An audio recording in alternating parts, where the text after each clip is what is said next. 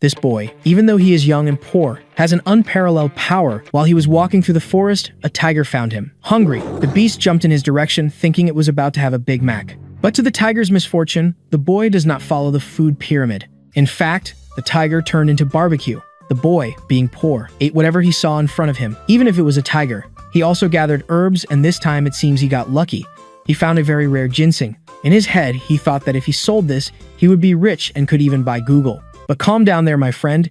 Since you are the protagonist, you have to suffer for at least 50 chapters. However, this poor boy who wandered through the forest looking for food would not only eat fresh meat, but also a beautiful female doctor would prepare his meals. He would even sleep at her house and make her fall in love with him. Not even her beautiful sister would escape the charm of this boy. But of course, at the beginning of the story, everything would not be so easy. So I will tell you how we got to this point. Not very far from where the boy killed the tiger and found the ginseng. Soldiers were conducting a search. They were looking for a very dangerous assassin in the region. However, the one who found them was the poor boy, thinking he had only found bandits and not assassins. The assassin quickly noticed his presence. Then he warned him that he was unlucky, and the others said that, unfortunately, he would die today. But with a single kick, the furious bandit went flying.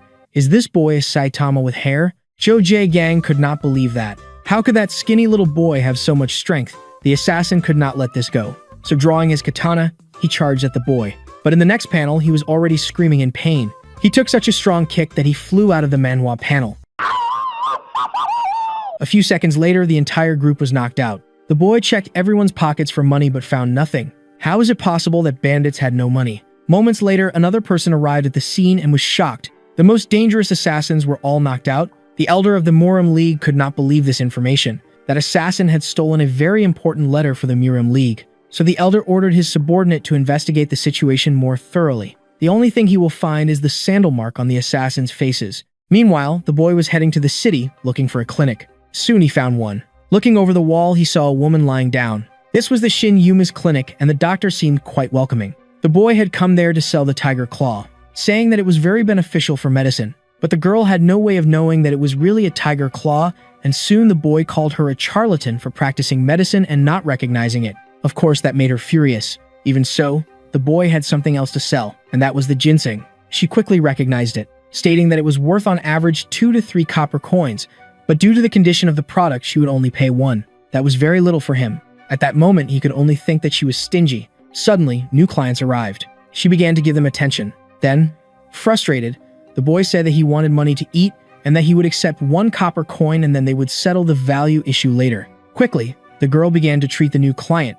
I thought she was going to kill him, but surprisingly, it really got better. Soon after that, another client arrived, this time saying that she had internal injuries. The solution to the problem would be the ginseng that the protagonist brought. However, the price of the product was extremely expensive, but after taking a bite of the root, she was impressed. Her body no longer hurt and she felt lighter, as if her energy had returned.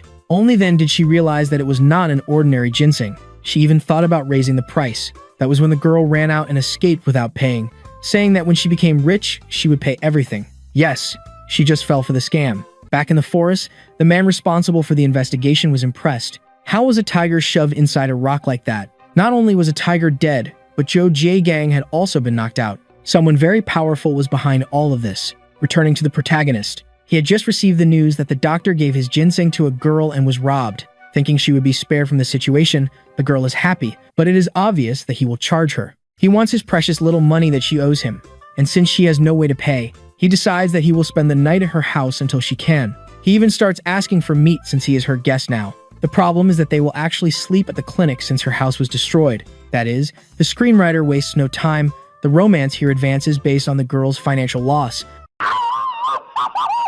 The curious protagonist asks about the people who destroyed the doctor's residence. Even though she reported the case to the authorities, nothing has been done so far. While they talk, a woman rushes into the clinic with a child in her arms. Screaming with all her might, she desperately asks them to save her daughter. Upon examining the girl's body, the doctor realizes there is excess energy in her muscles. Besides having trained to exhaustion, the child ingested a strange gram from the mountains. Unfortunately, even with treatment, the doctor believes it won't be enough to save her life. Some time passes, and after some procedures, the girl manages to gain just a few more moments of endurance. In a critical moment, the doctor asks a favor of the MC to go to the nearest clinic to request reinforcements. In the middle of the village, the man realizes he doesn't know exactly where to go in search of the necessary place. That same night, he returns to the doctor's destroyed house, trying to find clues about the culprit. Suddenly, he notices a shadow on the ceiling of a neighboring residence and decides to climb up to investigate. Following the traces, he continues advancing, hoping to finally discover who the true culprit is. Unfortunately, the trail of clues ends near a dark forest. Hearing noises, the protagonist believes this might be his chance to find the information he needs. The ninjas, amidst the fight, show fear, thinking they might end up going to heaven in that battle. Suddenly, the MC appears, claiming to be the one destined to defeat the villains. Still, he doesn't know who the righteous are in that confrontation and decides not to take any side.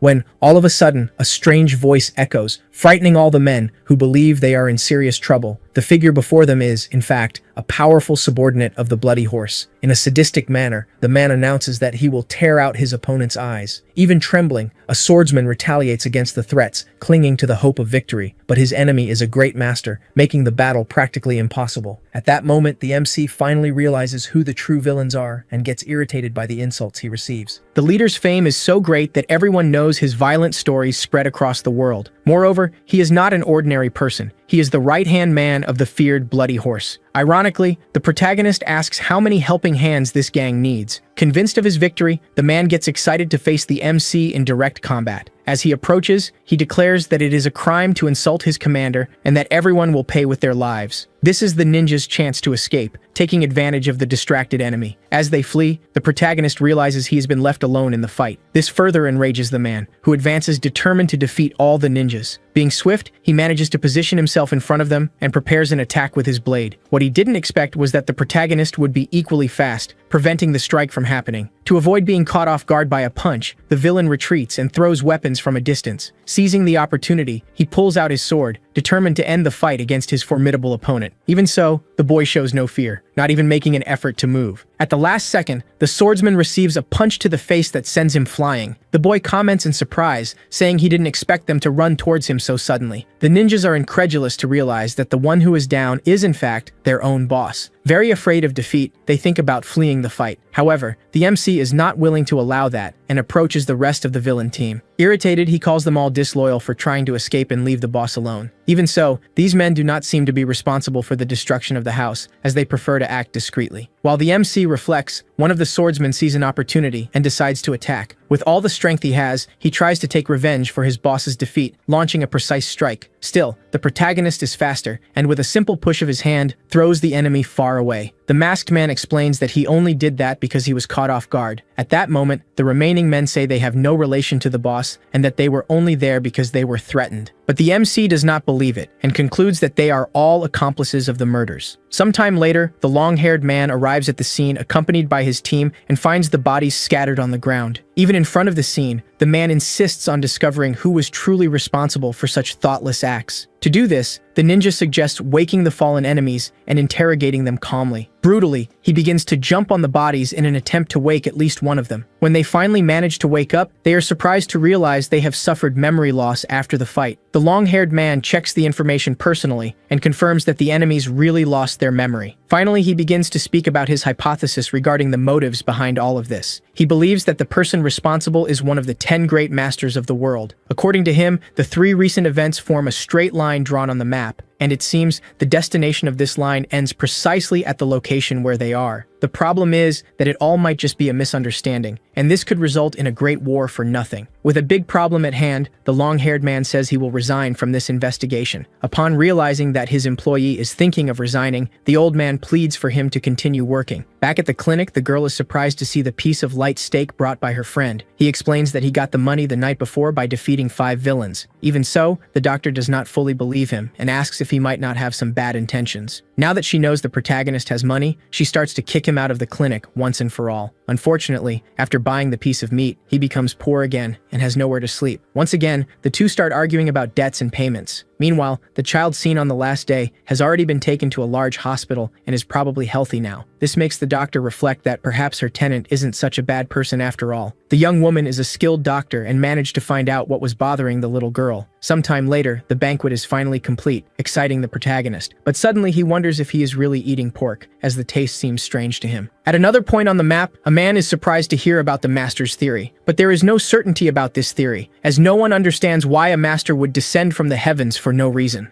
The problem is that he disappeared in his territory right after defeating the Blood Horse's henchmen. To make matters worse, it is known that one of the villains' groups came to the city with some secret objective. The old man begins to worry but states that he will need to find out the reason on his own. The only certainty he has is that this unknown person represents a great danger. Inside the Murim League, the doctor asks if they have managed to find out who destroyed her house. The problem is that the man is still trying to find the culprit for all of that and hasn't completed the requests. To make matters worse, he demands more money to continue the investigation, acting like a mercenary. This makes the young woman sad, and she decides to leave, as she has no more resources to spend on a case that seems unsolvable. In the distance, the long-haired man watches the doctor leave, frustrated with all the events in her life. As he approaches, the boy asks if something is wrong with his friend. When his colleague asks if he should cancel the training, the boss replies that there is no need. The investigator is startled to notice the sudden presence of the instructor, Mr. Kwan, right in front of him. He had come just to ask about the girl who had just left. After her departure, the two employees start talking about going out for drinks at the end of the shift. The long-haired man is very famous in that region for having found the murderer, being known as the Shadow Blade. After a long journey, the doctor arrives at a clinic crowded with people. Suddenly, a girl dressed in red perks up upon seeing the doctor enter. The doctor had gone there just to visit a hospitalized child. She discovers that the girl has already recovered and had left the hospital for a while due to her treatment. The girl says that if she succeeds with that clinic, she will make sure her friend works alongside her. Very excited, she also comments that she is looking forward to preparing a big party at her house. At another point in the city, a trio of friends notices that there is no one at the doctor's clinic. In the other medical area of the city, they feel lucky to spot the girl in blue at the location. The strongest of the trio says he will make this a way to earn a living in a rather suspicious manner. The girls continue to chat carefree as they pass by the men. Out of nowhere, the man is thrown against the wall and has his arm broken. For this reason, the leader says that all of this is the fault of the girl who broke his brother's shoulder. Even saying that she is a doctor and could take a look at the injury, the trio of thieves does not accept the deal. He is demanding that the girl pay for all the treatment her injured brother will have to undergo at a professional clinic. Getting involved in the discussion, the doctor's friend says that this doesn't make sense, further irritating the fat man. Fortunately, before he can hit the girl, the protagonist appears holding his arm. With a simple slap, he sends the man flying far away, easily. As he approaches the injured man, he asks why his arm is broken, as if it were a toy. But this irritates his doctor friend, as she thinks it's wrong to break the arms of strangers. When the girl asks if it hurts, the man is very scared and lies, saying that everything is fine. The rest get up, saying they have already healed from their injuries and don't need any greater worries. In seconds, everyone starts to run in fear of the protagonist, even though they have genuinely been hurt. He asks why his friend is worried about people like that who only want to cause trouble. The girl in red asks if the protagonist is his friend's new boyfriend. However, the doctor says that her friend is nothing but a crazy person. Even so, she thanks the man for helping them in this discussion that was about to get ugly. Meanwhile, the protagonist says he prefers actions to words and thanks for the gratitude. In fact, what he wants is to eat at the expense of his doctor friend without worrying about money. The shameless guy says he didn't spend the whole day lying on the clinic floor, as he is not lazy. And excitedly, he says he is dying to eat fish at least once. In the forest, the trio of bandits is arguing about who will buy some alcohol. Unfortunately, the thief managed to steal something at the last second and didn't come empty-handed for this moment. Extending his hand, he shows that he has 10 coins in the bag that were stolen. The person in the shadows says that this is enough and they can have fun working. The hungry one complains that the food was not enough for the 3 people to have dinner. He says that his friend ate the most and is still asking for a little more. Surprising everyone, the girl shows some gold coins to buy more food. Seeing their friend run at full speed, the girls grumble that he looks ridiculous. While running, the hero passes by the long-haired guy who is walking towards the clinic. From afar, the long-haired guy comments that the doctor still has the same great personality as before. In some random temple, the lord of the place finally arrives with his waiting men. Impatient, he orders everyone to start working immediately. With the city crowded, the vendor argues with the protagonist to stop messing with the food. She gets even more irritated when he asks to sample a steak for free. This is one of the worst customers she has ever served and wonders how to get rid of him. A gang of bandits approaches the vendor to ask how business is going. In an act of defiance, the girl shouts that she will not sell anything to those men. One of the bandits blackmails her, saying that her father is sick and she needs to sell to pay for the treatment. Approaching, he comments that he heard about a masked man who has been robbing people. The girl, indignant, accuses the gang of being a bunch of cruel murderers.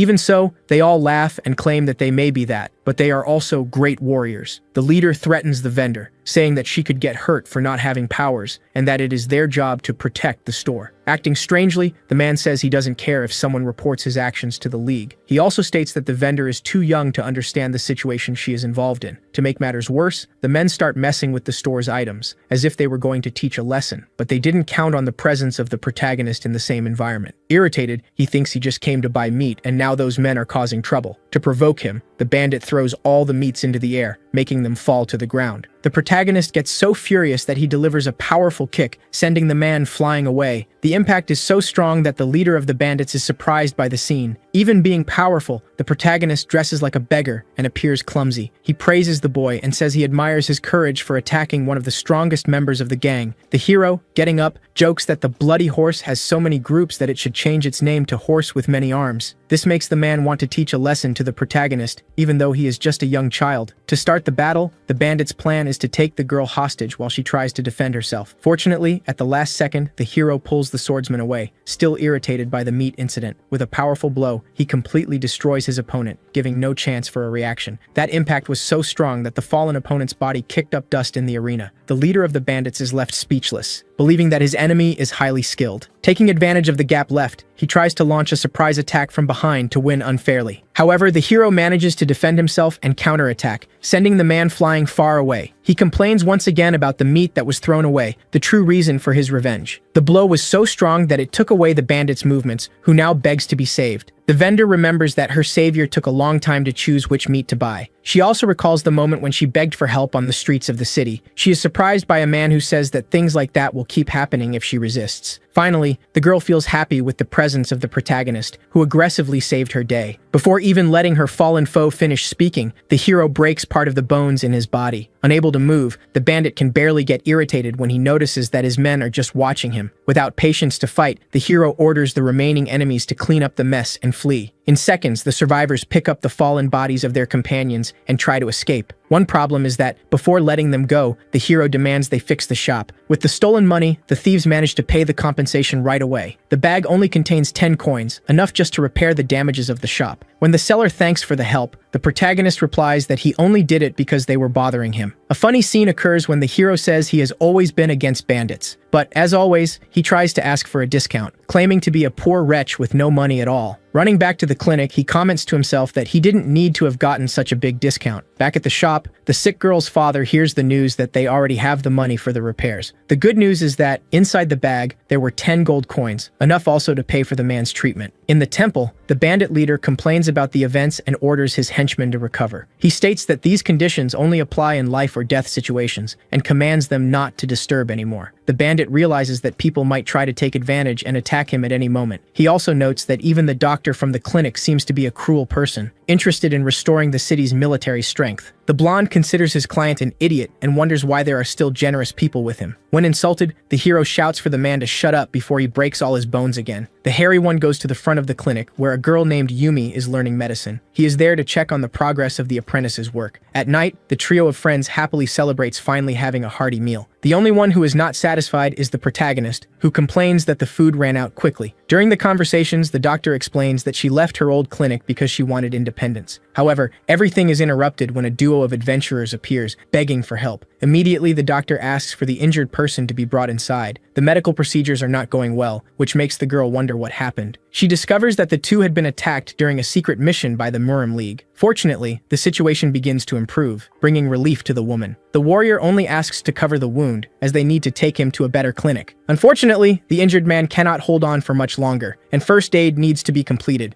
The plan is to take him to a larger clinic to seek help, as the current place does not inspire confidence. The night goes on, and the trio remains focused on trying to stop the bleeding with herbs and water. Impatient, the hero crushes all the herbs at once to speed up the mixture. After complaining, the doctor ends up thanking her friend's help, who finally decided to contribute. The procedures continue with the use of various cloths and medical strategies. The doctor finally realizes that the injuries did not hit the intestines, which relieves her. But the problem is that she cannot do much if the man in front of her is an elite warrior. Once again, the mixture of herbs and water is applied to the wounds. To to try to heal him for good. The girl in red remembers that her friend Yumi was the one who invented this type of medicine. After some time, the doctor manages to perform a good suture and puts the man to rest. Meanwhile, running at full speed through the city, the warrior tries to reach the larger clinic. Suddenly, he feels the strange presence of some men following him through the streets. A malevolent blonde appears, claiming he knew his opponent would be there. He gets irritated upon realizing that his last target still managed to survive after his brutal attacks. Back at the clinic, the girl comments that she doesn't know how many herbs they used in the treatment and fears they won't have money to replenish. The problem is that, since they are not very well known yet, the herbs are expensive in the market. This drives the hero into despair, thinking he will end up in debt and have to eat grass for the rest of his life. He reflects that it will be a problem for both, as no one wants to spend their life eating something other than meat. On the rooftops of the clinic, a strange guy watches the women talking from afar. He recalls the insults he received from the warrior upon realizing that his attacks were not sufficient. Unfortunately, the mustached man had been foolish and revealed the location where he took the injured friend. In light of this, the blonde proposes the idea of eliminating one of the doctors from the clinic, but another man retorts, saying that this would raise unwanted suspicions. The truth is that the bandit is a liar and does not intend to pay any of his subordinates. After a few moments of talking to himself like a lunatic, he claims that his next plan is to eliminate everyone at the location. Suddenly, the protagonist appears beside him, asking what is so funny. At the last second, a claw attack is fiercely launched toward his face. Upon arriving at the clinic, the man sees a thug complaining about how he was treated by the doctor on site. The thug, surrounded by other criminals, says that all of this is just an exaggeration and that it wasn't really like that. Now, the mustached man's plan is to buy time, taking advantage of the doctor in front of him. When he speaks about where the injured patient is, another thief interrupts, complaining and asking what is happening. A discussion begins between the two for a completely nonsensical reason. The group of the long-haired man recognizes the man in front of him, who should be working elsewhere. With great anger, he approaches the mustached man and asks what he is doing there. This becomes a problem because if something happens, his plan will go down the drain and be discovered. Before his lie is revealed, he manages to improvise, saying that his colleague was injured and is being treated. The revelation makes the long-haired man run off, leaving the doctor and the team members behind. Back at Yumi's clinic, the protagonist is brutally attacked. Fortunately, at the last second, he manages to dodge the blow and appears on the other side. Impatient, the Tiger Claw charges at the hero, wanting to end the battle quickly. The boy manages to stop the attack with a powerful punch that breaks the enemy's armor. Then, he ironically asks if the guards of the Murim League are only paid to not work in the city. The blonde becomes desperate, now without his claws, and realizes he needs to escape. As he runs, he admits that it won't be easy to defeat his opponent using only one armed hand, but the hero easily catches up to him and, in a sarcastic tone,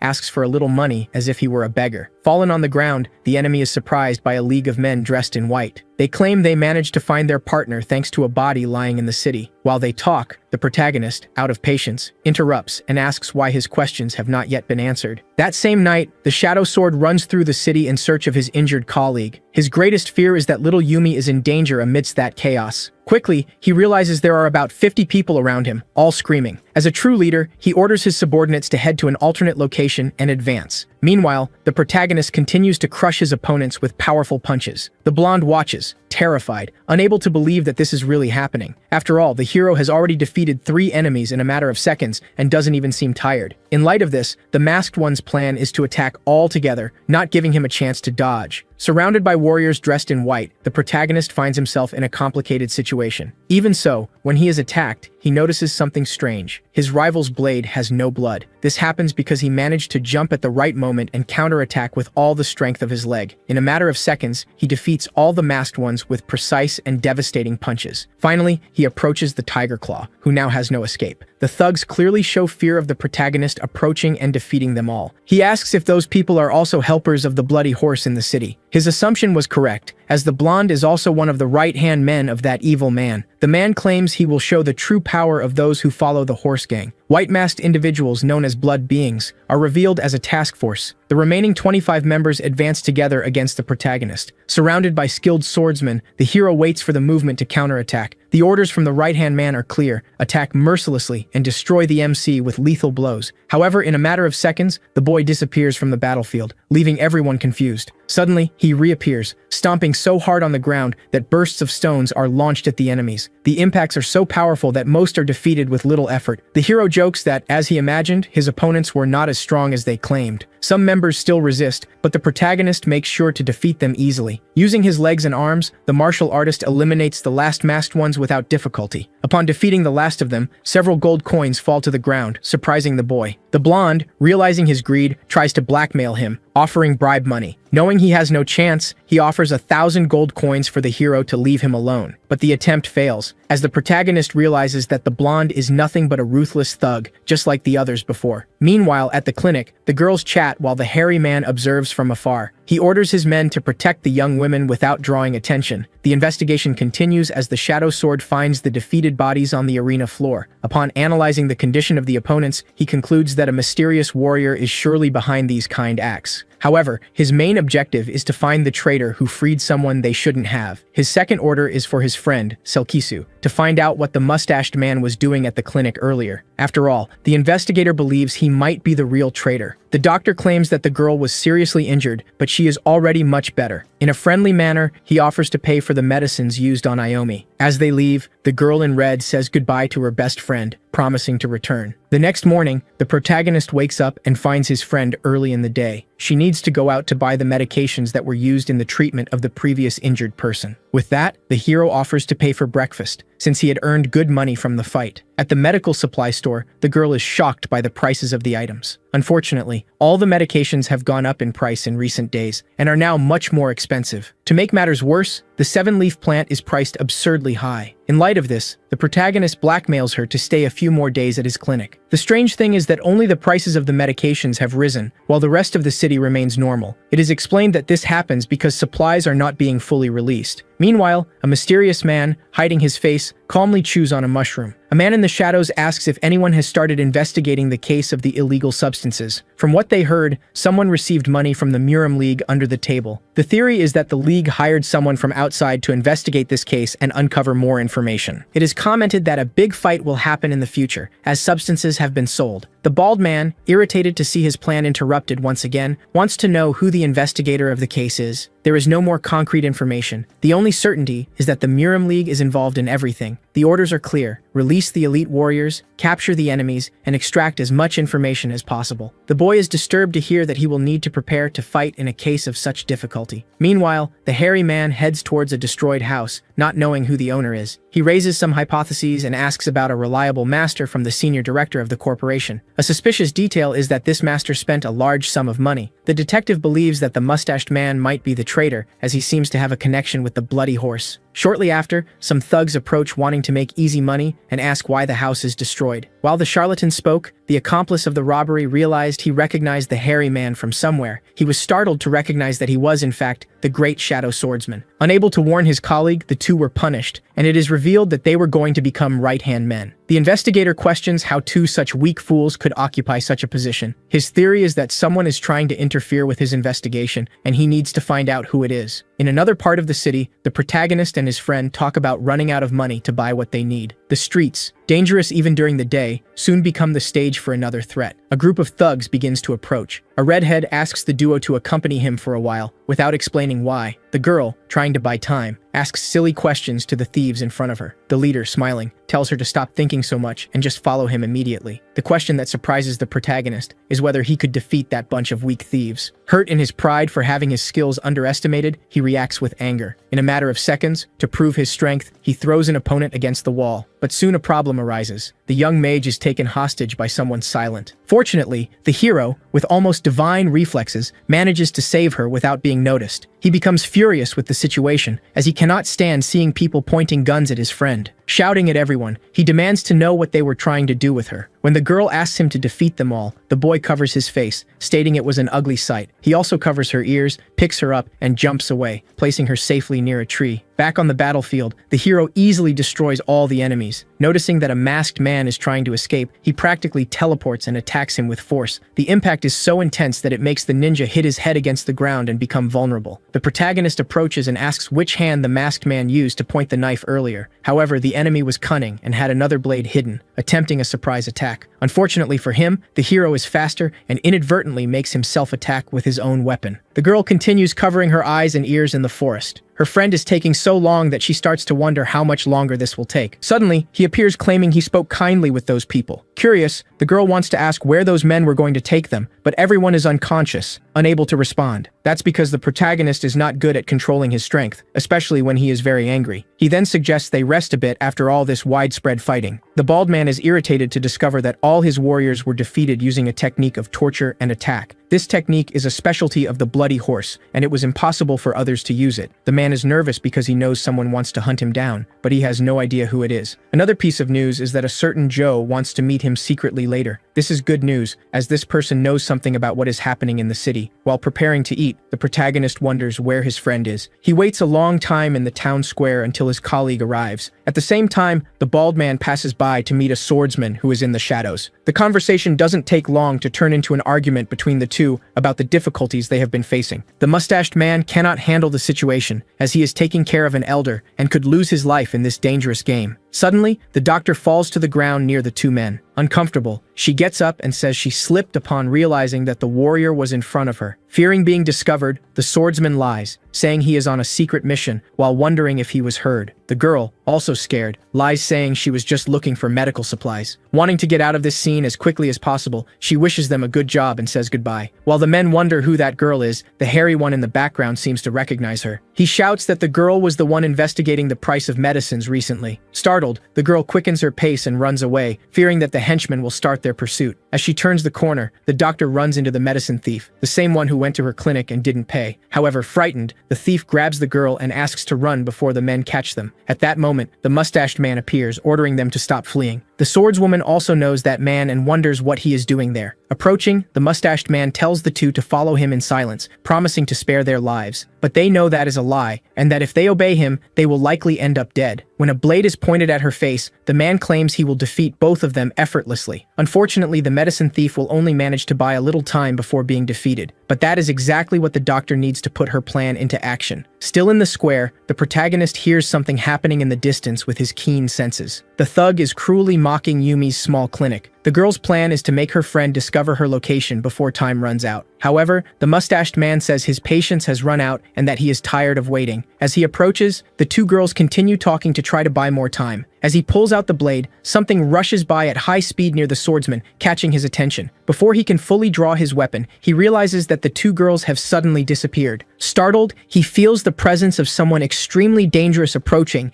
and starts to run, filled with fear. This is the perfect opportunity for the duo to escape their enemies. Unfortunately, the doctor is too good to leave someone injured behind and decides to wait. The protagonist appears before the mustached man, who believes no witness will see what is about to happen. He remembers when he saw him for the first time and how he knew his strength was absurd. Believing he is skilled enough to win, the mustached man charges forward, claiming he will not fail. Using all his speed, he tries to cut the opponent in half with his sharp blade. Even being hit, the powerful protagonist just smiles with a malevolent air. Using all his strength, the man strikes his opponent squarely while shouting in rage. Believing he had managed to cut him, the boy escapes serious injuries by dodging. The enemy continues to unleash a series of blows, but the protagonist easily evades them all. The fight takes them from wall to wall through the city, as both move quickly between attacks. Finally, the bearded man realizes that the protagonist is retreating on purpose and has a plan in mind. With a smile on his face, the boy explains that, in this place, it will be better to hear his opponent's suffering. At another point in the city, the doctor wonders why everything is so quiet. The swordsman understands that his enemy didn't want the girl to hear the fight between the two. Seeing the protagonist relaxed, he claims that the boy will regret seeing how powerful he is. Using a skill that protects all sides of his body, he believes he won't be hit at all. The boy picks up a stone from the ground and throws it with all his might towards the dome. Upon collision, the stone shatters into several fragments that pierce the magical barrier. Surprised, the man has no time to react and tries to resist as much as possible before falling. Defending himself as best he can, he is shocked by how easily the boy destroyed his barrier. He wonders what technique the boy is using, as he never imagined his defense could be broken like that. The hero approaches and lands 2 punches in the mustached man's stomach, praising his pain resistance. The impact is so strong that it sends him flying, ending the fight definitively. This surprises the protagonist, who didn't expect to win with just 1 blow because he wanted to ask questions. The doctor begins to worry, as her friend has not returned and may be in danger. Suddenly, the hero appears from behind, startling her with his presence. Seeing her fall to the ground, he asks if she is okay and offers to help her up. The girl confesses that she was anxious, believing something bad had happened during the battle. The boy feels a bit embarrassed, admitting that he ended up defeating the enemy when he only needed to capture him. He is even more surprised when his friend thanks him for all the help in that delicate situation. Excited, the doctor says she will continue the good work and offers to buy more meat. Curious, she asks the protagonist to teach her the so-called secret method he often mentions. But the boy refuses, stating that his friend can learn much more by saving lives than by fighting. It is revealed that someone was sent to investigate the distribution of illegal substances. The girl in red, however, did not expect to find the doctor and the mustached man at the same time. Still, this proves to be good news, as she is managing to achieve her goals ahead of schedule. Apparently, the doctor mentioned that someone would fight soon, but no one quite understands what that means. Waking up in the clinic, the duo asks themselves the same question the mysterious man did the night before. Unfortunately, the doctor herself does not know the answer, which leaves the MC suspicious about the situation. Meanwhile, the long-haired man is in front of a temple, commenting that his workplace changes every 2 years. The two discuss someone with a great personality and a respectable relationship with the city's warriors. While talking, the investigator discovers who healed him when he needed it most. He states that if it weren't for the doctor's help, the man would already be in heaven by now. Then he asks, if this news were reported to the elder, who would he believe? Even so, the detective knows that the old man has no choice but to expose the mustached man because of his actions. The injured man understands that his friend will be defeated due to the boss's harsh nature and says that if needed, he will answer everything he knows. Back in the bald man's office, the subordinate informs that they have finally found the doctor. With that, everyone is eager to go to the clinic and meet her in person. Desperate, they mount their horses and knock on the door of the place, catching the doctor's attention. Lying, the boy says that his youngest son is vomiting his guts out and urgently needs care. Seeing his friend being taken away, the hero notices that the carriage clearly belongs to someone very wealthy. And, with his typical good humor, the only thing he asks is whether any meal will be served after the treatment. While cleaning the house, the girl praises her friend for being a good listener to problems. Suddenly, the henchman arrives lying about his son. The place where the woman is being taken is far from the city, in the middle of the forest. In a foolish manner, the man did not think about what the child could have eaten to reinforce his lie. To make matters worse, they need to stop the carriage, as they find a body lying in the middle of the road. The doctor needs to help the injured boy and realizes that her throat is burning. Trying to lead the girl into the trap, the henchman says he doesn't have time to deal with this right now. Seeing that the doctor wants to help the injured, the long-haired man tries to force her to accompany him. At that moment, the protagonist arrives to save the day and asks to release her. He questions why they are holding his friend's hand so tightly and tells them to leave her alone. In the distance, the bald man becomes scared upon seeing the whole scene and hearing his target's voice. His plan was to escape, but he believes it would be even harder to get away now. Apparently, the mask he puts on is magical, and the man didn't expect to need to use it again. The bodyguard claims it is an honor to see his master wearing the mask once more. As he walks towards the trio, the man says he will make them pay for forcing him to use this item. While lecturing the henchman, the protagonist hears the villains approaching. Once again, the hero asks his friend to cover her ears, but she responds that she had a tough childhood, and it's fine. The masked man then says he will deal with the arrogant protagonist alone. This bodyguard is ordered to capture the doctor while she heals the injured. However, at the moment the boy approaches, the MC attacks him and throws him away. Impatient, he tells his opponent to stop playing around and fight seriously. This frightens the bald man, who realizes the strength of his opponent even unprepared. Even so, he believes he will win, claiming he will show what true strength is. His muscles become hard as rock, strong enough to break sharp blades. Activating his power, majestic force, his body becomes completely buffed as he shouts his own name. But this irritates the protagonist, who thinks the enemy talks too much. The buffed man charges with all his strength and tries to deliver a precise punch. Fortunately, the MC is quick and manages to block the blow effortlessly. This startles the brute, who begins to suspect that his opponent is one of the strongest masters of the generation. Seeing that he is going to lose, he tries to change the course of the fight with small talk. Suddenly, a crowd starts to pour out of the house asking for the doctor's help. All those people have burned throats and plead for assistance. Unfortunately, this is the perfect opportunity for the masked man to flee from the fight he was about to lose. The problem is that he can't leave his henchmen's bodies behind or cause trouble with anyone.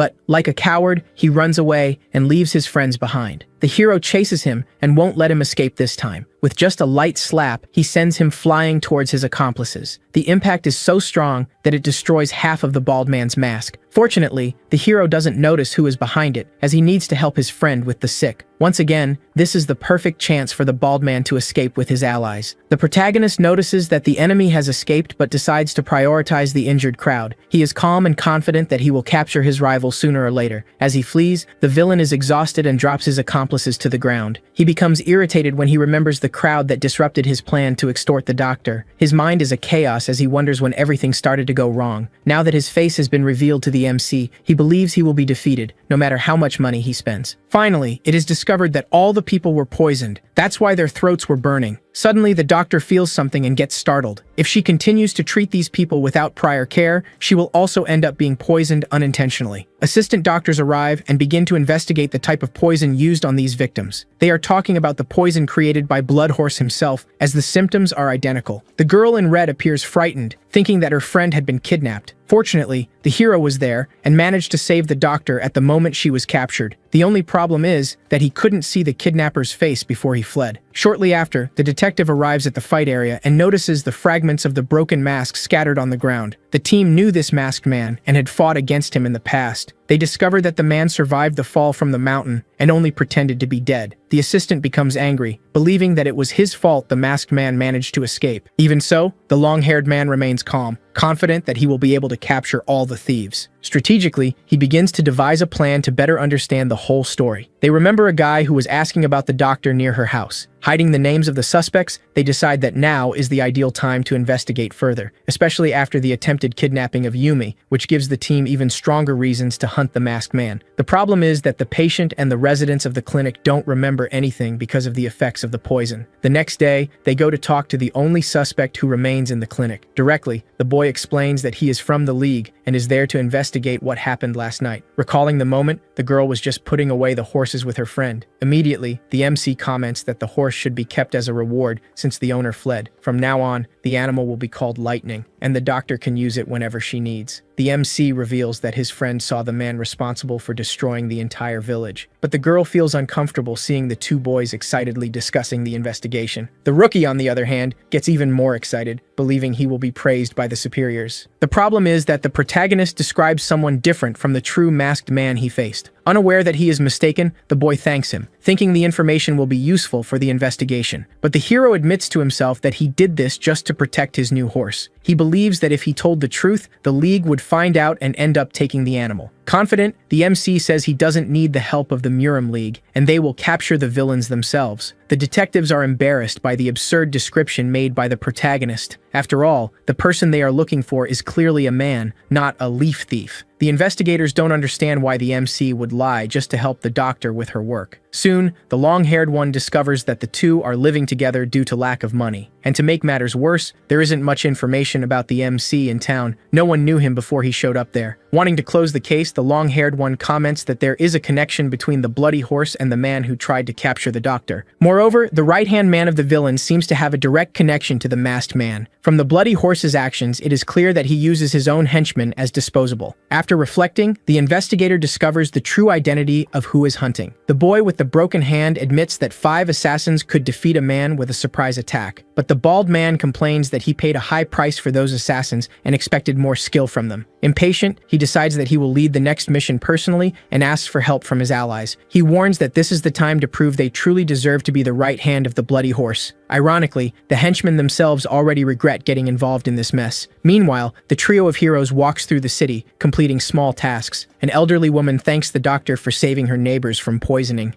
The good news is that they received enough money to have a great dinner that night. However, the passage to the restaurant is narrow, and the hero needs to store the horse at the clinic before running back. Using his incredible speed, he does all this without being noticed. But upon returning, he notices the villains hiding near the clinic and draws their attention. When discovered, the enemies prepare for a brutal fight. The bald man's luck is that the MC still hasn't realized he is the masked man from before. Irritated, the assassin shouts that it was that boy who broke his hand. Innocently, the protagonist replies that he has never seen him before and didn't do any of that. But upon recognizing his opponent, the bald man prepares for a new battle and this time promises not to lose. The boy is late because it takes him a while to bring the carriage back. In the meantime, the two girls end up being ambushed by a group of henchmen. All these men seem to be after Dr. Yumi, and the way they acted made everything even more suspicious. This infuriates the protagonist, who hates anyone who dares to put his friend in danger. The villain appears, arrogantly claiming that he paid a high price for the best assassins he could hire. Confused, the hero tries to remember where he knows that familiar voice from, until suddenly he realizes it was the same man who wore the black mask the day before. Without wasting time, the villain orders his henchmen to attack. The problem is that if the MC tries to escape, he will be hit by the assassins hiding on the rooftops. Convinced of victory, the villain asserts that his enemy will fall without escape, but with style and confidence, the MC grabs his opponent's blade with his bare hands without any protection. At that moment, two other assassins advance, trying to catch him off guard. Without any effort, he defeats them one by one, leaving the rest in panic and fleeing. While finishing off one of the enemies, the disguised assassin tries to attack from behind. With a devastating kick, the protagonist hits him squarely, breaking all his teeth. Realizing he overdid it with the force, he drops the unconscious body of the green-clad man on the ground, ending the fight. On the rooftop, the last assassin watches everything, terrified. He never imagined he would fight someone so powerful. The hero jumps up and calmly asks if the boy also intends to attack him like the others. When the assassin lies, he simply smiles and says he won't be fooled, striking him precisely on the head. Now, only one enemy remains, the boy with the cut hand. He trembles at the sight of his companion's body being thrown aside. As he tries to flee, he is caught by the neck. The protagonist lifts him into the air and begins to interrogate him. Meanwhile, the real coward, that bald man, takes advantage of the chaos and tries to escape. But this time, the trick doesn't work. The hero catches up to him, throws him against a tree, and corners him. Approaching, the MC reveals that the surviving assassin has already disclosed the exact location of the boss. However, the bald man was prepared for this situation and shouts, calling his allies hidden in the shadows. Laughing disdainfully, he says he knew the protagonist had separated from his friends on purpose. Furious, the hero grabs him by the mouth and threatens, saying that if anything happens to his friend, he will regret it. Sometime later, the team of detectives arrives at the scene and finds the bodies of the henchmen scattered on the ground. They soon realize that the target of these men was indeed one of the 100 great masters of the world. The boy lost contact with the man known as Jung, who has disappeared. Not knowing what will come next, the investigators' plan is now simple: capture the target as soon as possible. Meanwhile, the right-hand man of the bloody horse appears, tired of seeing his organization being defeated. People from a certain clinic develop a special ability called internal disciple vision. If this vision is penetrated, the affected person feels an indescribable pain in their body, but he remains calm, knowing that the doctor does not have this ability and only likes to scream at everyone who approaches. Moreover, the girl in red seems to be some kind of demon. The girl's father is the god, Aung-soo said, and he warned her not to be impossible. Fortunately, her friend says that when accidents happen, she will be there to help. The thug knows that if he attacks someone, Aung-soo said, he will be attacked back and defeated. When the leader of the thugs was thinking of fleeing, his henchman asks to be taken along. Cowardly, the man asks to be let go, but is struck by the protagonist. Suddenly, the MC manages to defeat the last thief in the area and asks what happened. Having the bald man as a hostage, he states that he will begin an interrogation, as he was only hearing nonsense. Throwing the defeated man to the ground, he asks what he thinks of everything happening in the battle. The suspicion is that the man is very injured and could die at any moment. Fortunately, the doctor is there to help when she is surprised by her friend poking the man's head. Shoving a sharp stick into the man's head, she knows the tension to endure as much as she can. Suffering greatly, the bald man screams that these cheap tricks don't work on him. Curious to know if this is true, the protagonist proposes to put more sticks on the forehead of his hostage. Guyu escaped from the Murim League just after joining the Bloody Horse Gang, and since the League cannot capture these gang members, they end up creating extensive groups. While explaining the entire situation they are in, he stealthily pulls a potion from his clothing, claiming that the original plan was to annihilate their enemies with the Bloody Horse Gang. Curious, the doctor asks if this is related to the increase in the price of medical supplies. Irritated, the protagonist shouts, asking why he is trying to destroy the Murim League and poison people. It is explained that when people are poisoned, they become more susceptible to control, which can disrupt the security of the area. Pulling the vial from his pocket, he states that he will not surrender and throws the vial at the doctor. At the last second, the protagonist explodes the poison, saving his colleague's life. Impatient, they need to go back to the clinic and quickly heal those in need. But the good news is that the protagonist is not easily poisoned in any way. It is said that the man is a Gosu, which makes him quite strong. Irritated, he says he cannot promise that he won't defeat his enemy, as he is very angry. It is said that these two women defeated at least 10 thugs by themselves. Hidden, the detectives notice the difficulties with the pain that the patients are experiencing. The youngest has already spoken to this girl before, but no one believes him to send him on this mission. Apparently, the girl in red knows some people from the League, and it is the first time she has heard of this guy. Trying to save himself, the leader of the thugs says he is a spy for the League and is different from his henchmen. Suspiciously, neither of the two girls believes this guy for different reasons. Time passes, and the duo approaches to talk to the girl. Irritated, the uncle says he is only a year older and shouldn't be called that. The man is a great secret investigator of the Murim League and can be trusted. It would be very kind of the duo to clean up the fallen bodies from the ground. Even tired, the man accepts the task, but says once again that he is not an uncle. Finally, the protagonist manages to catch up with the fleeing bald man. Impatient, he says he has failed and that this fight is unfair. The MC understands that the long-haired swordsman claimed to be the right hand of the horse. Finally, the masked man realizes that all the defeats of his gang were caused by the protagonist over the days. In the end, he asks who the boy really is. The two girls are following the road, afraid of getting lost, but suddenly, the protagonist appears claiming he is good at following tracks, and he delivers the good news that he managed to capture the kidnapper from before. Joking, the protagonist claims he hit his enemy's head very hard 4 times. The investigators find a man still alive but quite injured. This is an old trick, which piques the curiosity of the long-haired one. Apparently, this man is the 4th defeated related to the mysterious warrior. Moreover, the detective is surprised to notice the scar on the bald man's chest. He finally realizes that this is the same mark made on the masked man, revealing his true identity to everyone. The swordsman's hypothesis is that all of this is revenge for the doctor who was being kidnapped shortly before. The question is how Yumi knows such a powerful master capable of helping her defeat her most dangerous rivals. Therefore, the long-haired one begins to suspect the protagonist, who resides in the doctor's home. The mysterious warrior is skilled, defeating loyal soldiers of the Bloody Horse. Even so, the boy does not believe that such a powerful master would waste time doing simple tasks. The plan now is to send the young man to the clinic to gather as much information as possible about the warrior. To ensure the success of the mission, the boy just needs to come up with an excuse to justify his presence in the area. To make matters worse, if the truth is being told, the masked man's plan makes no sense given all the circumstances presented. Probably someone is benefiting from all this chaos and using the Bloody Horse to target the elder. Still, the old man is not a simple man and certainly already has his own plans prepared. The next day, the protagonist notices that there are no patients in the clinic, which is calm. This is because the girl, tired of being attacked and kidnapped, decided to rest for a while. The lazy one wants to take advantage and rest for at least 10 days, claiming he has saved many people. Determined, the hero says he will go to the mountains to earn some money collecting leaves to sell. The doctor gets excited about the idea and tells the two to go together, preparing a lunchbox full of food. Unfortunately, for the investigators' bad luck, the clinic is closed, which delays the entire investigation. Meanwhile, the duo is in the middle of the forest, enjoying a grand feast. Suddenly, a little girl appears nearby and asks who the protagonist sitting there is. This same girl had been saved a few days ago by the doctor after eating spoiled food. It is said that, because of that plant used in the treatment, the girl met her grandfather for the first time. Additionally, her father is an investigator of the Murim League, known for his ability to track down evil people. In another part of the city, the detective is in a meeting with the respected elder. The plan that the villain had prepared was well thought out, and now the responsibility to stop everything falls on the man. To make matters worse, if the villains had not been defeated by the mysterious warrior, the plan would certainly have succeeded and put the entire city in danger. This means that the person behind all these actions must be furious at this moment. The problem is that everyone already knows that the elder has been getting increasingly irritated in recent days. The old man makes a joke, stating that if the plan had worked, he would be treated like a fool by everyone. The elder calls one of his henchmen to ask who interrupted his grand plan. Irritated, he shouts, demanding to know who the warrior is that defeated his strongest men. When the assistant confesses that he knows nothing, the elder orders, shouting that he seek more information as soon as possible. Meanwhile, in another clinic in the city, the masked man has been captured and is under constant surveillance. His condition is still stable, but there is a great mystery about who left him in this state. Upon entering the place, the swordsman is surprised to see the white-haired boy for the first time. He begins to wonder if the boy has any involvement with the attempted kidnapping. This would explain why the masked man acted that way, as he wouldn't waste such an expensive assassin. Still, the doctor claims there are other subordinates of the masked man around the city that need to be found.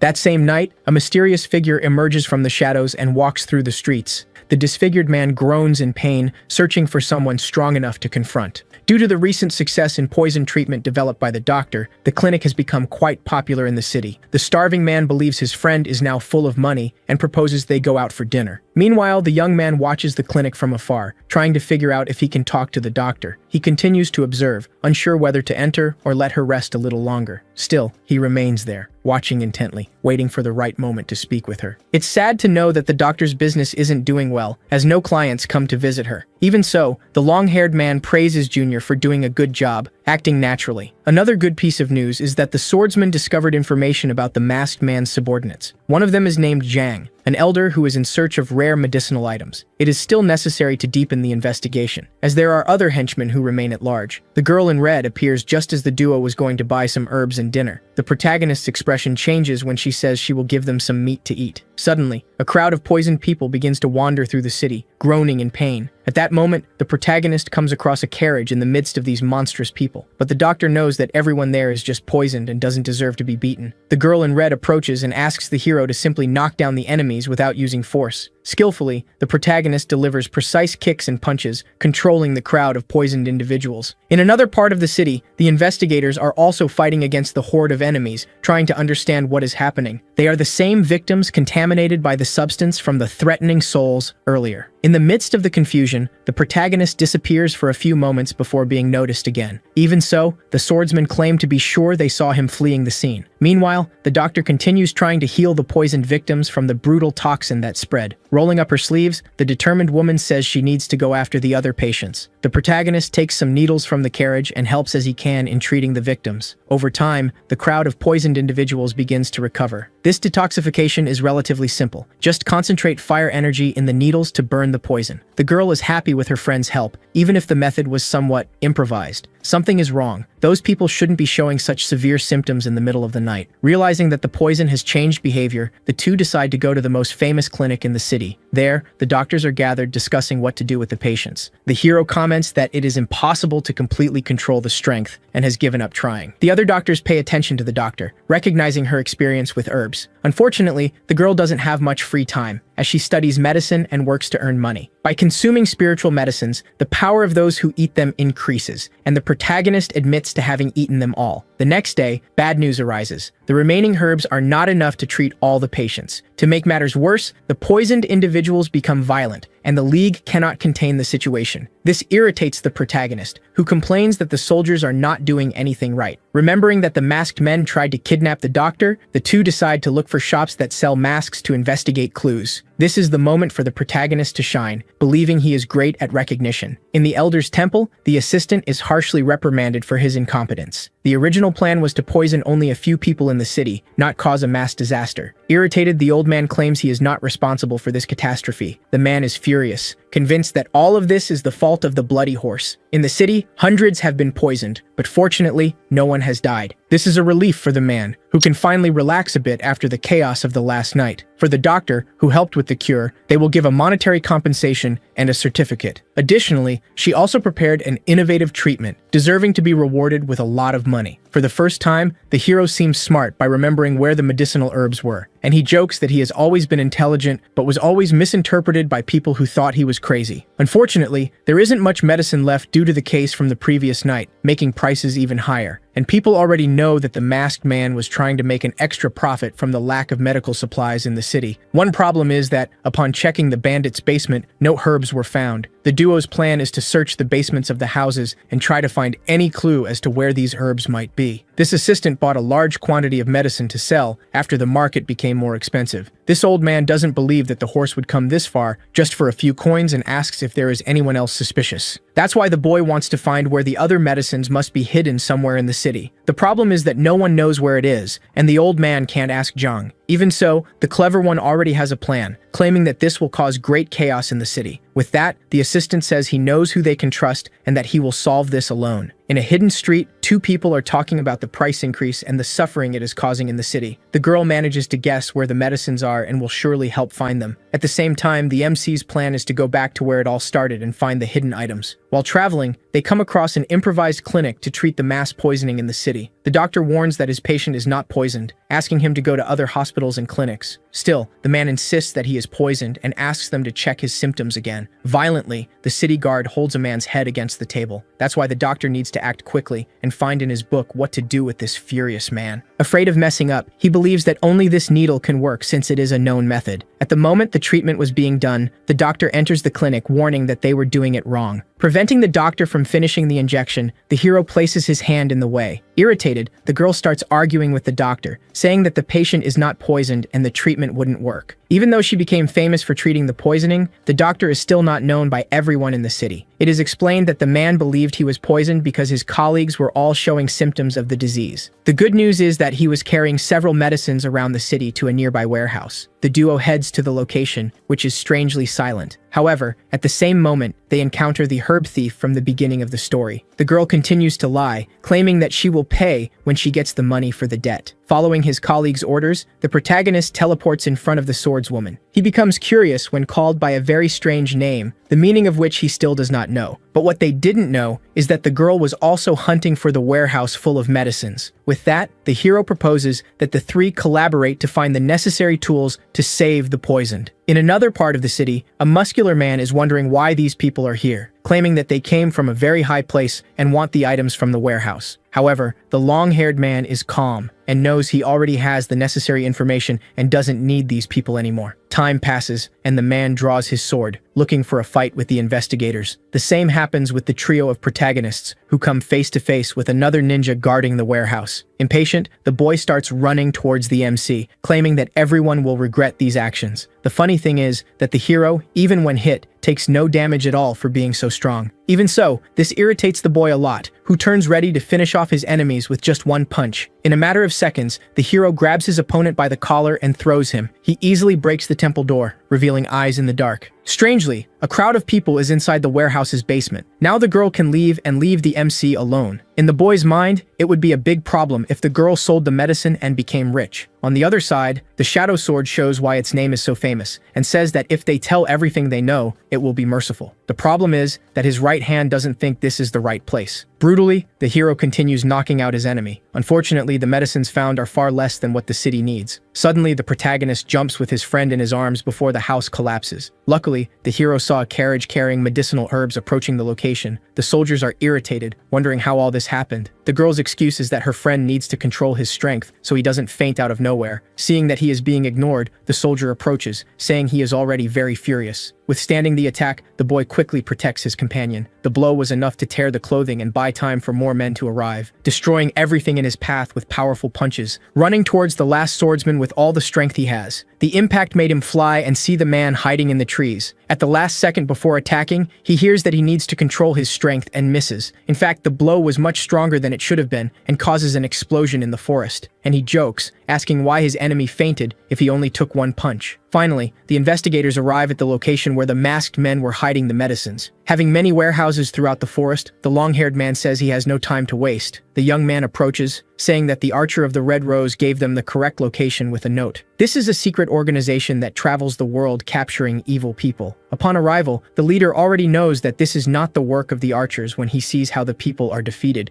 These are indeed the herbs they were looking for, but they are far fewer than they needed. It is said that the owner of this place is crazy and gave the location to the boy because he is very powerful. Upon opening the doors, after following the man, they find several packages and a fallen man. The hero suspects that the unconscious person is responsible for the poisonings in the city. Upon analyzing the rice from the package, the girl concludes that it smells like soul-threatening poison. The people who ate this rice became disturbed, looking like zombies last night, and it is still unknown if the bloody horse is responsible for the poisoning. What happened the night before could happen again if more contaminated rice is in the city. To make matters worse, the evil substance could be in other foods besides rice. This makes the protagonist run towards the house. But then, the boy remembers that poison does not work in his body due to his powers. He puts a lot of energy into the needles once again, so that the divine energy wakes the unconscious person. After a while and several pricks, the person begins to open their eyes and is startled upon waking. In the carriage, the bodies are being moved while the duo theorizes about what happened. The girl wonders if it is very cruel to sell food with hallucinogens. The plan is to go to the clinic immediately before the Morim League arrives. Upon arriving at the location, the doctor is impressed to see the protagonist up close, and he recalls a conversation about fights that happened secretly with the swordswoman. Once again, the protagonist gets irritated when called by a name he does not understand. With the help of the clinic, all the medicines were released throughout the city in large quantities, and the crisis was resolved. Once again, the elder's plans were thwarted when he suffered a significant loss from buying the herbs, and he yells at his assistant for making this bad deal. The leader of the investigators is happy to know that the bad guy was harmed again. For this great occasion, the man wants to have a drink, but remembers he needs to wait for an event at any moment. Some time passes, and the duo stays together until the end of the crisis. In exchange for going to the city to buy more herbs, the girl says she will provide a meal in return. Upon refusing the food, the hero pulls his friend to show her something. Inside the carriage, there were still many packages of medicinal herbs from the masked man. After arguing, Yumi understands that they deserve to have these items for free. With that, they decide to go directly to dinner after changing clothes. With a passionate smile, the protagonist thinks that his friend deserves the best he can offer. This man is irritated with the person who ruined all the plans. Quan controls the information about this mysterious master, making it difficult to discover who he really is. This chubby guy is the informant and right-hand man of the Bloody Horse, who collects information in his bar. Reading a letter, he thinks he needs to figure out how to make the poison once again to get promoted. His target is to find the doctor, as she must know how to create the poison from scratch. The warrior is being reprimanded for having written down the names of some soldiers, explaining that she wanted to increase her group's reputation, because if the group's identity is revealed, it would be of great help to the leader. Unfortunately, every time a contribution like this is made, only the blonde finds out. Back in his office, the villain is still talking about the herb issue. Finally, he knows that a woman named Red Rose revealed the location. The assistant did a good job and is praised by his boss. The investigators think it was a coincidence that the doctor was in the same place as Rosa. The detective tells his friend to keep staring at him, as he won't give any explanation. A man arrives wanting to provide important information about the mysterious master, leaving the old man surprised to discover that they have finally identified the protagonist. On the map, incidents related to the mysterious master have been marked, and by drawing a circle, they realize there is a common area. Stopping right at the clinic in town, they believe the MC is a powerful master for having defeated the best assassins in his area. This leaves the old man confused about why the people at the clinic are interrupting his work. The assistant believes the target is not the old man, but rather the Bloody Horse, who also has influence in the region. The man's relief is knowing that it is still a secret that he worked with the horse some time ago. The hero is now wearing a much more modern outfit, a gift from his friend, but this confuses him, wondering if it's okay for her to spend money on that. Fortunately, the clinic is doing well, allowing the girl to save money to pay the rent. If his friend can pay off the mortgage, the boy asks for a bigger room. While they talk, a man appears wanting to know where the doctor is. Upon hearing he is from the Murim League, the girl is startled. The girl is going to collect her cash prize when the hero says she doesn't need to share. In a secret house, people want the doctor to return to producing the poison in the city. Attempting a kidnapping doesn't work, as the League is paying attention to the girl. This irritates the spy, as he knows they would be easily discovered. He argues with his colleague, stating that because of actions like this, they didn't receive the last operation from the horse. The hero is heading to his favorite place to order a rice soup. Looking through the door, the fat man notices the carriage. Upon delivering the dish, the man says the League receives most of their rice, and reflects that people stop complaining when they find out how the Murim warriors are treated. Irritated, he tells the protagonist to leave if he doesn't want to eat the little he has. Back at the carriage, the MC says he will remember this man's face very well. Elsewhere, while eating, the hero decides that the bar owner is a very bad man who deserves to be beaten. Unfortunately, the girl didn't receive the money, but something much better. However, as a poorly made joke, she only receives a letter of appreciation for her work. This irritates the protagonist, who curses the League for being stingy. Luckily, they find a check for over 100,000 coins. At the top of the tower, the girl is going to pay her debts and buy the place. The man becomes suspicious, as the paper was completely shredded. Anxious, the hero begins to talk about all of his friend's achievements and how she solved the poison problem. Upon hearing this, the banker thanks the girl for all the treatment that kept him alive. Fortunately, they will be able to exchange the money, even if the process is a bit slow. Suddenly, a man arrives saying they are in trouble due to a convoy being opened. The leader of the investigators gets angry upon hearing this and asks where his wife is, and he is curious to know why a man is being called the wife of a woman. He also questions why his colleague met with the girl earlier without informing him. Impatient, he orders them to send a task force immediately to defeat all the bandits. The protagonist says he won't let the enemies escape with all the money unpunished, but his friend wants him to leave that difficult task for the Murim soldiers to handle. She explains that they are just ordinary clients and that the banker has much more money saved. Talking to the elder, the MC requests a punitive force, but the request is denied. The villain says the real enemy is the Red Demon and the powerful masters of the city. This leaves the captain speechless,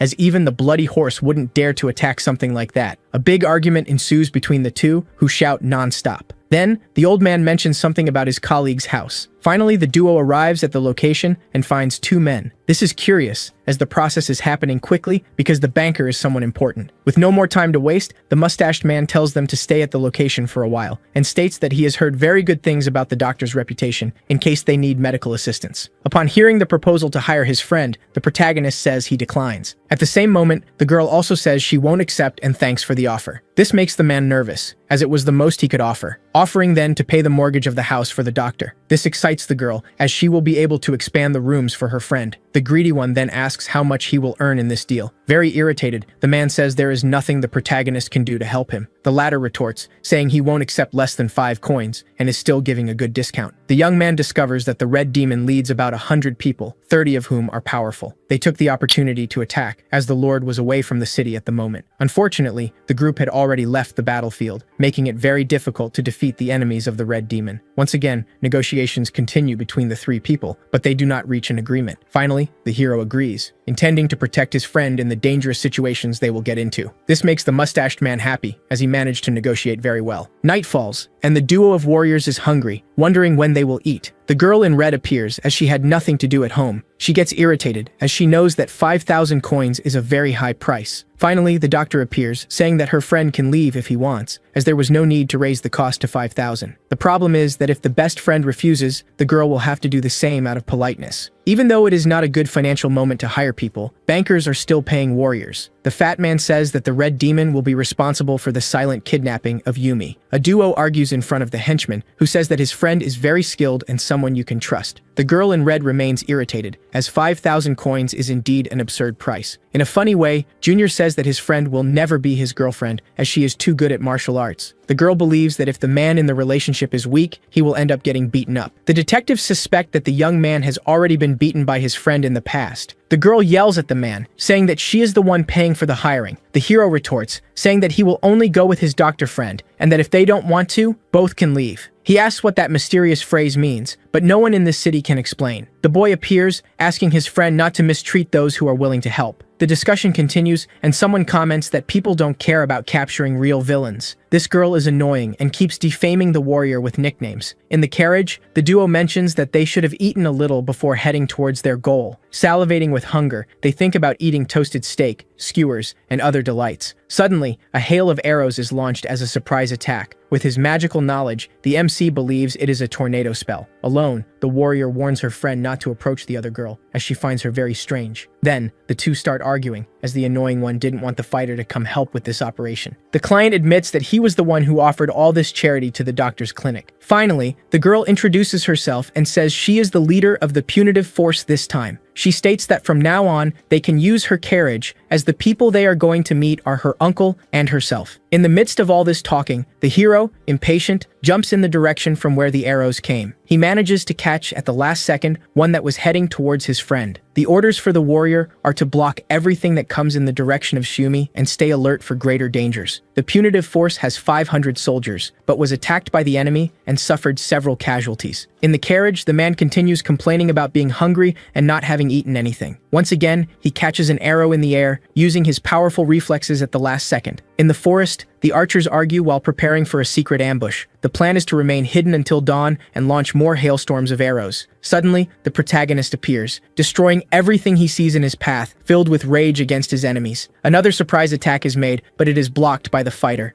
Even being an ambush, the girl thinks about facing the archers head-on. Fortunately, the young man suggests checking if it is really a trap from the enemy. Unfortunately, the captain does not allow her colleague to go, thinking he is too weak for the job. In the middle of the forest, the hero continues hunting the archers one by one. He dodges powerful shots with impressive ease. He eliminates the enemies with precise and accurate punches. He uses uses his fists to hold the arrows while knocking out another opponent. Brutally, he grabs an archer and throws him against his own companion, taking down two at once. Lastly, the survivor is terrified by the protagonist's presence. Fearful, the boy lies, saying he wasn't the one who shot arrows at the girl, but the excuse doesn't convince the MC, who continues to shake him. The rich man believes his masters will be able to handle all the enemies pursuing them. When challenged, he asserts that he is in command and will lead everything personally. Inside the carriage, the trio eats delicious meats as a reward for the fights. The man is surprised to see fallen archers in such a surprising manner. His assistant confirms that the calculations are correct according to the arrows fired. This frightens the man, who doesn't understand who could do something like this in such a short time. The fighter also doesn't know what martial style was used, as everyone fell with just one blow. Then, the three start racking their brains trying to guess who the benefactor was. The Shadow Blade becomes one of the suspects due to his recognized efficient skills in the kingdom. Intelligently, the young man realizes that the helper is hiding inside the carriage, and after thinking a bit, he is sure that the protagonist is responsible for all those knockouts. Suddenly, the girl catches his attention with a slap, and the two start to talk. The discussion is to find out why the boy was staring at the carriage for so long. The wrongdoers talk among themselves and say they missed the chance to capture their target earlier, but they start laughing, claiming that next time they will do something much better. As the carriage stops, the rich man announces that the food will be distributed now, as the journey has become calmer. Riding at high speed, a woman tries to join the main force. Her hurry comes from the fear that her friends are heading straight into a cruel ambush. In the middle of the terrain, several ninjas jump from their horses and start the fight. With great skill, the woman breaks all the arrows coming her way. The enemy leader approaches, stating that she is much more interesting than the rumors suggested. This warrior in front of her is known as the leader of the Red Demons. Unfortunately, the girl doesn't know if she will be able to defeat the man in front of her before being eliminated. Then, they start discussing the ambush planned for the main force. The swordswoman's plan is to escape in time to save her friends from a distance. The problem is that she cannot abandon her men, as she has been fighting alongside them for over 10 years. While trying to decide what to do, a carriage approaches, catching her attention. Upon appearing, the hero wonders why everyone is blocking the way. The duo continues in the carriage, wanting to reach the checkpoint soon. The hero is doing this to get to eat the delicious snacks made by the cook before everyone else. While they talk, they come face to face with a crowd of enemy soldiers. The purple swordswoman is confused, wondering if these people are her reinforcements. The warrior is surprised to find her aunt, who can save the day with her skills. If they act well, they will surely be able to escape the situation if they think correctly. Drawing her blades, she starts to bluff towards her enemy to create an escape opening. Although it worked, the protagonist begins to debunk the bluffs, ruining the entire charade. Seeing that there is nothing more to do, the swordswoman prepares to get rid of her opponent as soon as possible. Holding the swords, she needs to be ready and trust Ayumi blindly in case any injury occurs. The problem is that the enemy squad also knows that the girl in the carriage is the famous doctor. Therefore, the blonde leader wants to take the talented girl along with his team to have her treat him for free. That was enough to annoy the protagonist, who begins to teleport and attack his enemies. With a powerful punch, he sends one of the men far away from the forest. Unfortunately, the blonde managed to dodge and returns cursing the MC for attacking him without warning. As he removes his clothing, he finally reveals that there was a golden shield in his stomach that protected him. That's why the protagonist felt something harder when he landed the blow. But the blonde has no right to complain, as he also used dirty strategies to defeat his enemies earlier. This time, it is the protagonist himself who challenges his opponent to a one-on-one fight. Preparing for battle, the man begins to energize his body and his sharp blade. As he approaches, the MC realizes that he already knows this technique from long ago and is not surprised. This is the technique of the 100 swords, where the more the user moves, the stronger the strike becomes. Unfortunately, the hero cannot block such a powerful attack and needs to dodge. Calmly, the boy says that everything is fine and that he will not dodge at all. This worries the doctor, who fears her friend might get hurt in this dangerous fight. To make matters worse, if he takes 10 steps back, it will be the perfect distance for the rival to land a fatal blow. With the technique finally ready, the man begins to grow stronger with each step he takes forward. Running and shouting, he claims that by the end of the fight, he will be the strongest. Seeing this scene, the girl warns that arrogance will be the downfall of her enemy. At the last second, the boy manages to move his arm to the side, dodging the attack that would have been fatal. Humiliatingly, the blonde falls to the ground but gets up with acrobatics before being defeated. Then, the MC explains that his friend had told him to dodge, which is why he lied. After thinking for a while, the villain realizes that his enemy obeys everything the doctor says without much thought. Even before he can take the girl hostage, he receives a powerful kick that sends him flying. To make matters worse, he crashes his back into a tree, letting out a scream that echoes throughout the forest. As he approaches, the hero makes all the enemies feel fear and retreat. Time passes, and the enemy is arguing with his subordinates about how they could fail at such a simple task. He wants to know who the strongest opponent on the rival side is, imagining it could be the girl in red. One hypothesis is that the girl named Jade Branca is among the strongest, and thus deserves attention. Moreover, it is known that she is the granddaughter of the Tower Chief, and that in a decade she could become one of the most powerful masters. Once again, the villain decides to kidnap his enemy before the worst happens. When they look at their carriages, they realize that nothing was stolen except for the horses, which had fled. The problem is that the secret compartment was taken along with the other valuable items. That was exactly what the villains wanted when they attacked them, even being from the Murim League. Having lost a lot of money, they need to think of an extra plan and can no longer divide the troops. This frightens the man, as he knows they are heading towards a fight against a powerful master. Fortunately, the team still has many strong masters capable of helping in this battle. Additionally, the protagonist is a more powerful master than anyone this woman has ever seen. He is only doing this to protect his friend, as he actually just wanted a room and food. Having done more than he should, he claims he will stay quiet and eat from now on. The girl believes that the hero was not hired for her squad, even though it costs a lot. This drives her to despair, as they need to recover the stolen money as soon as possible and need a helper. She knows that the hero can prove his skills in tense moments, leaving no option but to pay the investment. The worst part is that the boy wants a lot of money and is raising the price since he doesn't want to be hired. And to capture the red demon, they will need a lot of help in these slippery mountains. 3 men comment that this was the perfect chance to capture their target in a surprise attack. Unfortunately, it is not their fault, as the strategy failed and no one could predict what would happen. In another scene, they are begging the protagonist to join the team once again. The argument starts because the boy only wanted a place to sleep and ended up receiving just a bit of roasted meat. Then, the doctor jumps into the fight to support her friend, who really does not want to help or fight. Trying to be calmer, the girl approaches and apologizes for making those mistakes. The real problem is that people would be confused about paying such a high amount for a stranger. In the hero's mind, he is doing all this for a very cheap price, even offering a discount of 5,000. The funny thing is that even if they pay nothing, the hero will have to accompany the doctor and pretend he can't win the fights. The girl in purple keeps racking her brain, trying to find a way to offer something worthwhile. The hero thinks that the warriors must be in a delicate situation and can only pay 1,500 gold coins. Fortunately, the warrior says she will help, cheering her aunt up for the next fight. But if the girl goes, the doctor offers to accompany her, as she doesn't want to leave her alone in the face of danger. This is because her friend fights better when she has support, and if she gets hurt, there will be a doctor on standby to help. All of this makes the woman more confident to fight, now that she has 2 powerful allies by her side. Irritated, the hero says he will protect his friend, but does not intend to fight on the front lines. After some time discussing, Yumi offers to drive the carriage, which ends up irritating her friend. 10 people will participate in the first surprise attack, and another 40 will join in the next. As a result, about 70 soldiers begin to scale the mountains gradually. Unfortunately, the doctor starts to feel unwell, nauseous from climbing long mountains without help. The problem is that the soldier in charge is carrying the carriage for the first time, and therefore is shaking quite a bit. But this was a misunderstanding by the hero, as the girl only wanted a fistfight. She explains that next time, she wants to know how strong her colleagues' punches are in a mano-a-mano fight. The MC thinks that after this job, he wants a bigger room to be able to sleep a lot. Suddenly, several stones begin to slide down the mountain towards the allied soldiers. The hero remains calm, knowing that his friend is not in danger since she is nearby. When a rock approaches, the man catches it in mid-air, while thinking he cannot trust these people who do not keep promises. A pair of swordsmen slide the stones away, clearing the path for the allies to advance. The fighter asserts that this will not be enough to stop them from moving forward, even if the enemy knows how to fight well. At the top of the hill, a mysterious man observes everything from afar. He believes it was worth preparing this trap in advance, as he now has the advantage. Finally, the preparation is complete, and the fire archers begin to aim towards the sky. With that, they receive the order to unleash a barrage of flaming arrows at maximum power. Upon seeing the arrows approaching, the hero fears they will catch fire halfway. In a flash, he pulls his best friend and warns her that if something goes wrong, she will end up inhaling all the smoke. The arrows are burning the ground, forcing people to separate and climb to the top of the valley. Everything is happening as the bald man had planned, and he orders his men to advance. The duo is surprised by the sudden arrival of several experienced ninjas. Fortunately, the fighter was nearby and manages to defend her friend with a powerful spell. The trio gathers and realizes that their formation has been destroyed due to the thick smoke that keeps spreading. Cornered, the woman understands that it makes no sense to try to flee the location. Suddenly, she sees the man who commands everything and decides to confront him. Excited, the girl runs, saying she will handle this alone, unaware of the dangers that await her. Fortunately, the young man is there to help. while the older woman tries to decide what to do. While being attacked, she holds off the approaching enemies, clearing a path for the allies to pass safely. She cuts her opponents, thinking that if she dies, the lives of 70 men will be at risk. Commanding the troops, she orders everyone to gather and work together to solve the problem. As she approaches, the girl spots the leader of the Red Demons and decides to capture him. This cynic is even more surprised to see White Jade right in front of him. The problem is that the man escapes, shattering the girl's dreams. But this ends up being good, as if he moves too far away, he won't be able to command his thugs. The fear is that it is all just an ambush, but they still need to try one last time. Suddenly, the hero leaps and uses his blade to cut everything in his path before being blocked. The blow was so strong that it caused severe injuries to the girl's arm. This is the true skin of White Jade, resembling a living statue. Then she remembers the rumors that she has a difficult personality. The villain says he knew he would end up capturing the girl and even makes a joke about her temperament. Fearful, the boy claims that the Red Demons would be nothing without that villain and assures that his allies will defeat them. The statue woman screams that she will not let anyone escape and that she will resolve this matter alone. Unfortunately, the enemy's plan is working, and his men begin to retreat, abandoning the fight. This means that the entire trap was designed to deceive the girl. Before they can escape, they are suddenly attacked. The girl manages to dodge but is surprised to notice the bridge collapsing in the background. The villain says that no one could jump that distance unless helped by a bird in the sky. Preparing to fight, he states that his target was only Jade, but he won't mind capturing two. On the other side of the battle, the allies find it strange not to see the presence of the enemy leader. After thinking a lot, the girl understands that the true objective was to separate the fighter from the group. Suddenly, the protagonist appears making jokes about the fire and complains that his little friend is coughing. The soldiers begin to wonder if that group really belongs to the army they imagined. Comically, the hero continues breaking his promise and once again enters battle against his own will. The woman orders them to search for Jade and the young man and to fight against the leader of evil. At that point in the fight, the enemies had probably already retreated, and the plan had worked perfectly as intended. This is an act of cowardice, not of a powerful master, and that's what the boy shouts.